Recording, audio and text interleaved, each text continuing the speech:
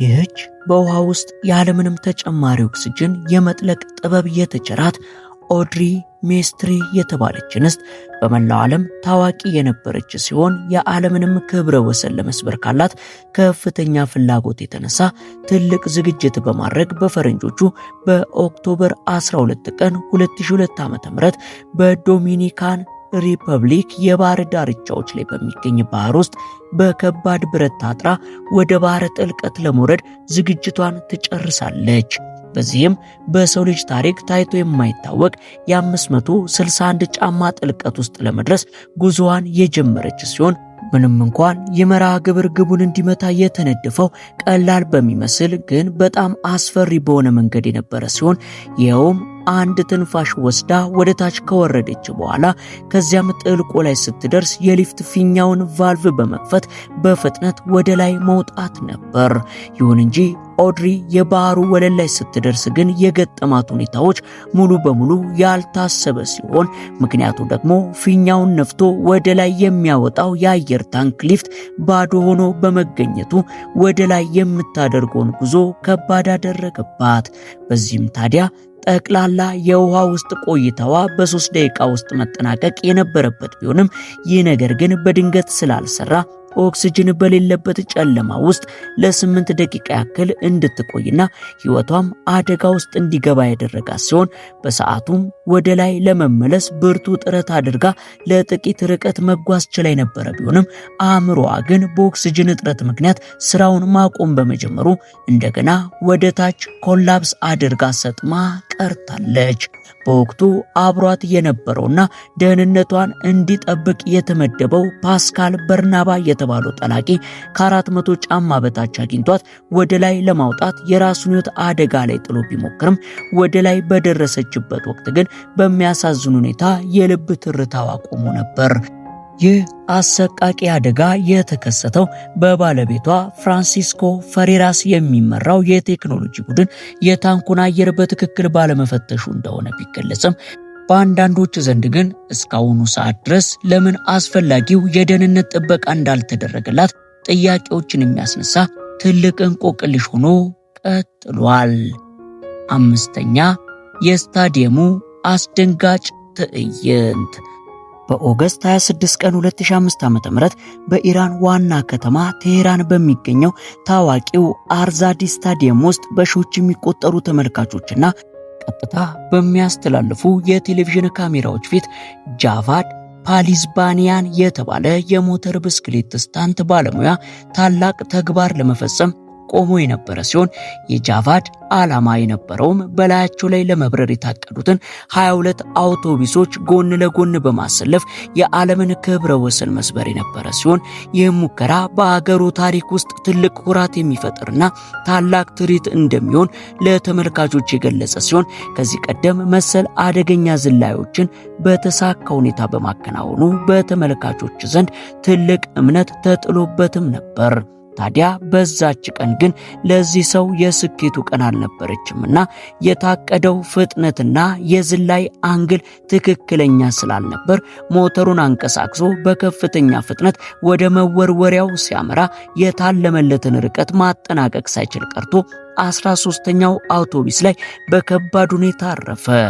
ይህ ድንገተኛ ግጭት ወዲያውኑ የጃቫድን ሕይወት የቀጠፈው ሲሆን የቀጥታ ስርጭቱን ሲከታተሉ የነበሩ በሚሊዮን የሚቆጠሩ ሰዎች ሁኔታው እጅግ አስደንጋጭ በመሆኑ ምስሉን ሳይመለከቱ ስርጭቱን አቋርጠውታል።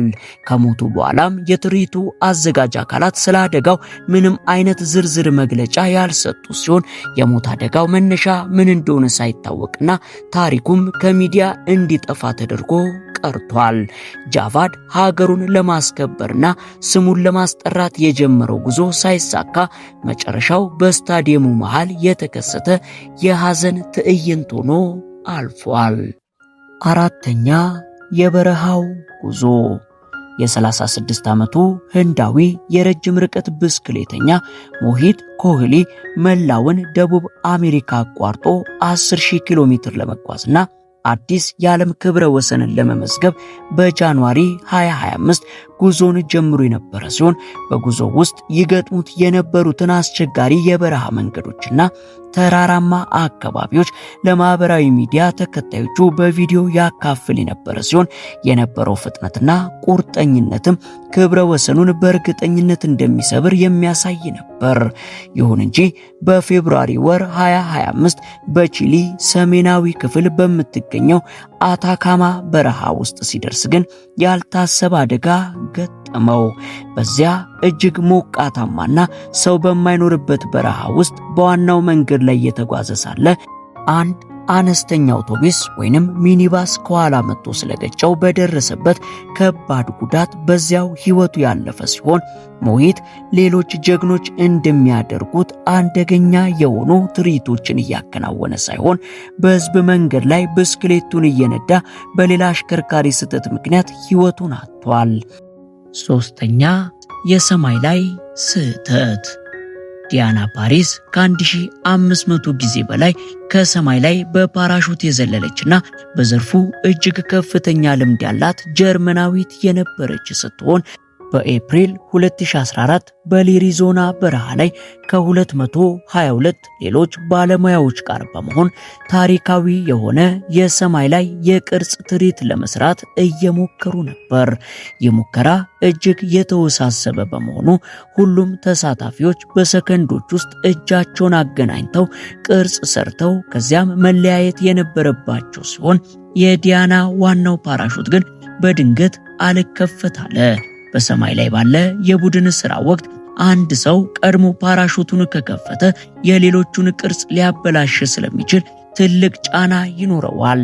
ዲያናም ይህን ጫና በመፍራት ዋናው ፓራሹት እንዳልሰራ ሲገባት የመጠባበቂያውን ለመክፈት የወሰደችው ጊዜ በጣም ዘግይቶ ስለነበር መሬት ላይ በከባድ ሁኔታ የወደቀች ሲሆን ይህም አደጋ በሰከንዶች ውስጥ የሚወሰኑ ውሳኔዎች ምን ያህል ወሳኝ እንደሆኑና ዋጋ እንደሚያስከፍሉ ያሳየ አጋጣሚ ሆኖ አልፏል።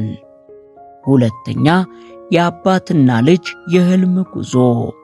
ሃሪስ ሱሌማን የ17 ዓመት ወጣት እያለ በአነስተኛ አውሮፕላን ዓለምን ለብቻው በመዞር ትንሹ ፓይለት ለመሆን ውጥን ስለነበረው ይህንንም ህልሙን እንዲያሳካ ልምድ ያለው ፓይለት የሆነውን አባቱን ባባርን እንደረዳት ይዞ አብሮት ለመጓዝ ያሰበ ሲሆን ጉዞውም በፓኪስታን ውስጥ ትምህርት ቤቶችን ለሚገነባ በጎ አድራጎት ድርጅት ገንዘብ ለማሰባሰብ የታለመ በመሆኑ በመላው ዓለም ያሉ ሰዎች ጉዞአቸውን በጉጉት ይጠባበቁ ነበር። በሰኔ ወር 2014 ከአሜሪካ ተነስተው ካናዳን፣ አውሮፓንና እስያን ጨምሮ በርካታ ሀገራትን በተሳካ ሁኔታ አቋርጠው የነበረ ሲሆን ይሁን እንጂ በጁላይ 22 ቀን ከአሜሪካ ሳሞአ ተነስተው ወደ ሃዋይ የመጨረሻውን ረጅም ጉዞ ሊያደርጉ ሲሉ አውሮፕላኑ በከፍተኛ አደጋ ውስጥ ገባችባቸው።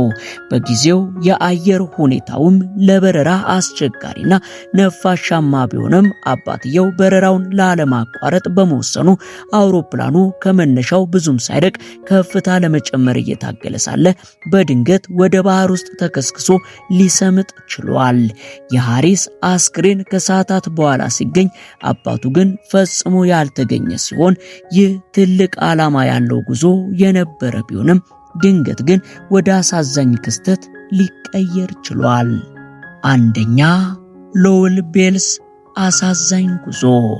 እንደ አውሮፓውያን አቆጣጠር በ1931 በዓለም ላይ ካሉ ፈጣን ሰዎች አንዱ ተብሎ የሚታወቅና በአቪዬሽን ዘርፍ ትልቅ ስም ያለው የሙከራ ፓይለት የነበረው ሎዌል ቤልስ ለከፍተኛ ፍጥነት ብቻ ተብለው የተሰሩትን ጂቢ የተባሉ አደገኛ የውድድር አውሮፕላኖችን የሚነዳ ሲሆን በዲሴምበር 5 ቀን 1931 የዓለምን የፍጥነት ክብረ ወሰን በመስበር በሰዓት ከ300 ማይል በላይ ለመብረር ወሰነ።